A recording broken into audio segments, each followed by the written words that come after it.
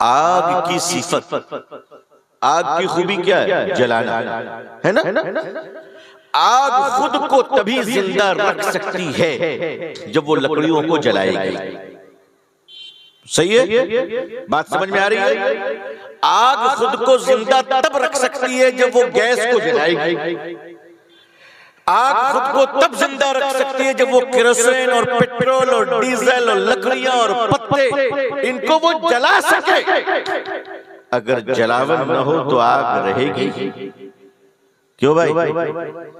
अगर जलावन न हो तो आग जिंदा नहीं रहेगी, आग मर जाएगी। तो आग के जिंदा रखने के लिए जलावन का होना जरूरी है। अगर अल्लाह से सिर्फ दुनिया मांगोगे तो दुनिया आग की तरह है, और वो आग तब जिंदा रहेगी जब तुम अपना ज़मीर जलाओगे, जब तुम अपनी इज्जत जलाओगे, जब तुम अपना ईमान जलाओगे, जब तुम अपनी गैरत जलाओगे, जब तुम अपनी कौमियत जलाओगे, इत्तेहाद उम्मत को जलाओगे, हया और शर्म जलाओगे।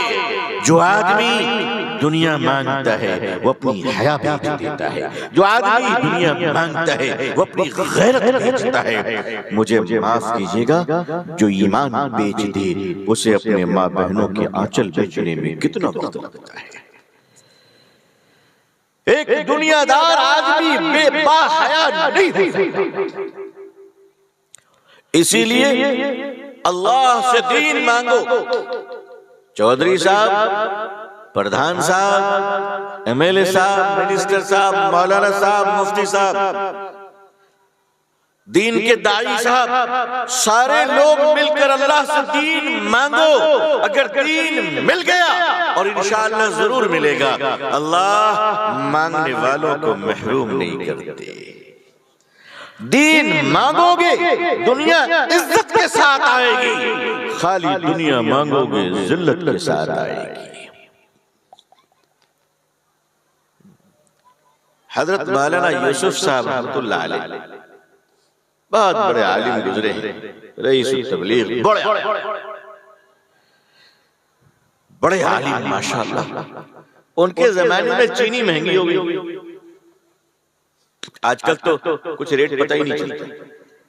आज 30 रुपए तो कल 60 रुपए। बोली हो रहा है कि नहीं हो रहा है? और उसमें भी ऐसे मिल जाए तो जन्नती हैं हम, वरना आजकल तो इंसान का दुश्मन बन गया है। पूरा इंसान, तमाम इंसानों को नकली सामान खिलाया जा रहा है। सारे इंसानों नकली माल, बेईमानी के माल, कैसी कैसी केमिकल मिलाई जा रही है। अदरक को तेजाब से धोए जा रहे हैं, लहसुन को गंदी नाली में उसे उसके पौधे लगाए जा रहे हैं, चावल पर केमिकल का छिड़काव हो रहा है, शक्कर, शुगर, चीनी में ऐसी केमिकल मिलाई जा रही है कि इंसान की हड्डियां कमजोर हो रही है। दूध में यूरिया मिलाया जा रहा है। सच बताओ, ये सब मिलावट का काम कुत्ते बिल्ली कर रहे हैं या इंसान कर रहा है? जी, सांप बिच्छू तो ऐसे ही बदनाम है। सांप बिच्छू तो बदनाम है। हज़रत मौलाना यूसुफ साहब रहमतुल्लाह अलैह के जमाने में शक्कर महंगी हो गई, 1 रुपए बढ़ गया होगा। लोगों ने जाकर कहा, हज़रत दुआ कर दीजिए, चीनी महंगी हो गई। क्या कहा? क्या जवाब दिया हज़रत ने? वो सुनना चाहेंगे आप लोग? अच्छा, माशाअल्लाह। तो अब आप दुआ शुरू कर दीजिए, अल्लाह ताला आपकी बरकत यहाँ पे अता फरमाए। आप लोगों की बरकतें मिलती हैं अल्हम्दुलिल्लाह। जज़ाकल्लाह, जज़ाकल्लाह। असल में जब मजमा दुआ करता है ना तो उसकी बरकत नसीब होती है। आपको क्या लगता है कि मुझे बोलना आता है? नहीं, अस्तगफिरुल्लाह, मुझे क्या बोलना आता है? मैं तो एक बेकार सा इंसान हूं, अल्लाह ने तौफीक दी है तो बोल रहा हूं। बोलो, खुदी से चलकर नहीं ये तर्ज़े सुखन आया है, खुदी से चलकर नहीं ये तर्ज़े सुखन आया है, पांव दाबे हैं बुजुर्गों के तो फन आया है। सुभान अल्लाह। नारे तकबीर, नारे तकबीर। अबू तालिब रहमानी साहब किताबों से आया करती है, सलीका तो बुजुर्गों की जूतियों से आया करती है। अल्लाह वालों की जूतियां सीधी करो, फिर देखो चमत्कार। बरकत तो उसी में है भाई, बरकत तो उसी में है। तो फरमाया कि हजरत सीढ़ी महंगी हो गई। हजरत ने फरमाया भाई जवाब सुनिए और दिल पे लिख लीजिए, हमारी बहनें भी सुन ले माशाअल्लाह। देखिए आप लोग कहते हैं बहनें चुप नहीं रहती, बोलिए अल्हम्दुलिल्लाह इत्तिकाफ की हालत में है कि नहीं सर? बोलिए है ना? हमारी बहनें हैं उस तरफ माशाअल्लाह। कोई आवाज आ रही है? तो देखिए कितनी शराफत है अल्हम्दुलिल्लाह। ये उनकी शराफत है या मेरी करामत है मुझे नहीं मालूम, अल्लाह बेहतर जाने। लेकिन मैं शुक्रिया अदा करूंगा अपनी बहनों का। इतने इंपॉर्टेंट आदमी आलू प्याज के लिए लड़े, इतना कीमती इंसान मछलियों के लिए, तालाब के लिए, एक इंच जमीन के लिए, वोटों के लिए, पार्टियों के लिए लड़े।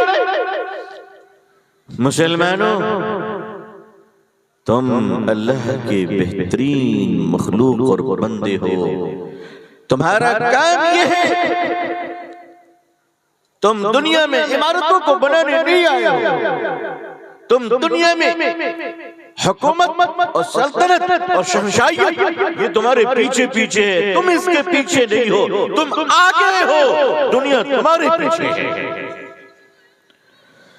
मुसलमान जब आगे होता है तो दुनिया उसके पीछे होती है, और जब मुसलमान पीछे हो जाए तो आगे कौन होता है? बोलो भाई, आप बताइए कि आपको दुनिया चाहिए या दीन चाहिए? नहीं थोड़ा सच बोलिए, सुना है कि आप लोग सच भी बोलते हैं,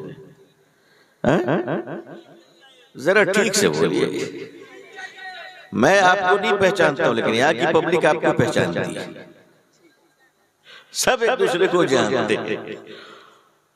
अल्लाह हम सबको दीन अता फरमाए, आमीन। देखो अगर तुम अल्लाह से दुनिया मांगोगे तो दीन नहीं मिलेगी, दीन मिले ना मिले वो अल्लाह के इख्तियार में है। लेकिन अगर अल्लाह से दीन मांगोगे तो दुनिया नौकर बनकर पीछे पीछे आएगी। मैं आपके घर गया, मुझे घर बुलाएंगे आप लोग? अच्छा माशाअल्लाह। मैं आपके घर जाऊं और मैंने कहा भाई वो ग्लास बड़ी अच्छी दीजिए, तो देखिए आप कहेंगे शायद ग्लास, जी हजरत ये मैं भुवनेश्वर से लाया हूँ, नया ग्लास है, अभी ऐसा ग्लास जैसा फर्स्ट क्लास कोई मार्केट में आएगा नहीं, हमने भी देखा। तो अगर मैं आपसे गिलास मांगूं तो आप मुझे क्या देंगे? क्या देंगे? गिलास देंगे, सिर्फ गिलास देंगे, उसमें कुछ डालेंगे? नहीं डालेंगे, क्योंकि मैंने गिलास मांगी है। तो आप तो सही कर रहे हैं, आपने गिलास दिया, मैंने उल्टा के देखा, सीधा देखा, मैंने कहा मुझे पानी पीना है, प्यास लगी है। अब आप क्या करेंगे? नल खोल देंगे जी, कहेंगे पानी पी लीजिए। मैंने आपसे पानी मांगा, पानी आप डायरेक्ट देंगे या किसी गिलास में देंगे? गिलास मैंने मांगा था जी भाई, मैंने गिलास मांगा, फिर आपने क्यों दिया? आपने इसलिए दिया कि अगर गिलास मांगोगे तो खाली मिलेगी, पानी मांगोगे तो गिलास साथ में मिलेगी।